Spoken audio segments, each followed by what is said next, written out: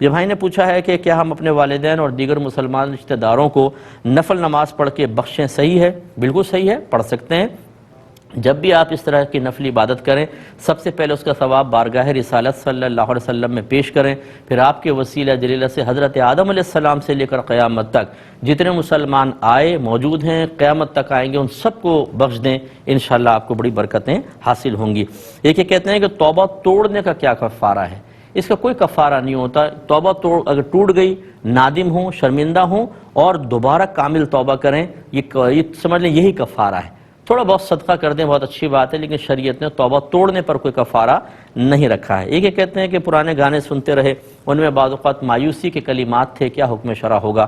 دیکھیں، پہلی بات تو کہ اس قسم کے جو غلط قسم کے اشعار پر مشتمل گانے ہیں، ان کو سننا ہی ایک گناہ تھا، اس پر اللہ کی بارگاہ میں توبہ کریں۔ دوسری بات یہ کہ اس قسم کے جو کلمات کفر پر مشتمل گانے ہوں، انہیں سن کر انہیں اچھا سمجھنا، اس پہ مسکرانا، تحسین کا اظہار کرنا، دوسروں کو ترغیب دینا، اس سے ایمان پہ بہت زیادہ فرق پڑ سکتا ہے۔ اس لیے احتیاطاً تجدید ایمان اور تجدید نکاح کر لیں اور آئندہ اس قسم کی چیزیں نہ سنیں۔ یہ کویسچن ہوا کہ دو بیٹے تھے، ایک بیٹے کو تو ایک مکان والد صاحب نے دے دیا، دوسرے مکان میں بیٹے کے ساتھ ہی والد صاحب رہتے تھے اور وعدہ کر لیا کہ جب میں مروں تم یہ لے لینا، لیکن زندگی میں فرمایا کہ اس کو بیچنے کی اجازت نہیں ہے کیونکہ میں چاہتا ہوں اسی مکان میں انتقال کروں۔ اب ان کا انتقال ہو گیا، اس مکان میں کس کس کا حصہ ہوگا؟ دیکھیں، جو انہوں نے اپنی زندگی میں ایک بیٹے کو دے دیا تھا وہ تو اس بیٹے کا ہو گیا، اس میں کسی کا حصہ نہیں ہوگا، وہ بیٹے کا ہے۔ جس میں وہ رہ رہے تھے، چونکہ انہوں نے بیٹے کی مکمل طور پہ ملکیت میں نہیں دیا ہے، جس کی دلیل یہی ہے کہ تم بیچ نہیں سکتے ہو کیونکہ میں یہاں رہ رہا ہوں، تو اس لیے وہ بیٹے کی ملک میں نہیں گیا۔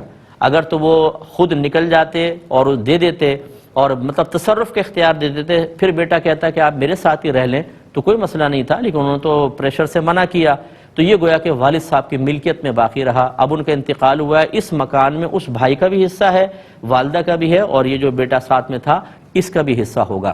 اور یہاں تھوڑی سی بات بس وہی کہ ہمارے والدین سے گزارش کرتا ہوں کہ خدارا آپ دین سیکھیں، یا پھر اس قسم کے جب کوئی فیصلے کرنے ہوں تو کسی مفتی صاحب سے فتویٰ لے کر اپنے پاس رکھ لیں، ورنہ آپ دنیا سے رخصت ہو جائیں گے، آپ کی اولاد لڑتی رہے گی آپس میں، ایک دوسرے کا گریبان پکڑیں گے، منہ نوچیں گے۔ یہ تو میں کتنے کیسز ایسے دیکھ چکا ہوں، ہم سے لوگ پوچھتے ہیں اور اولاد لڑ رہی ہوتی ہے، مار رہے ہوتے ہیں ایک دوسرے کو، اور قصوروار کون ہے؟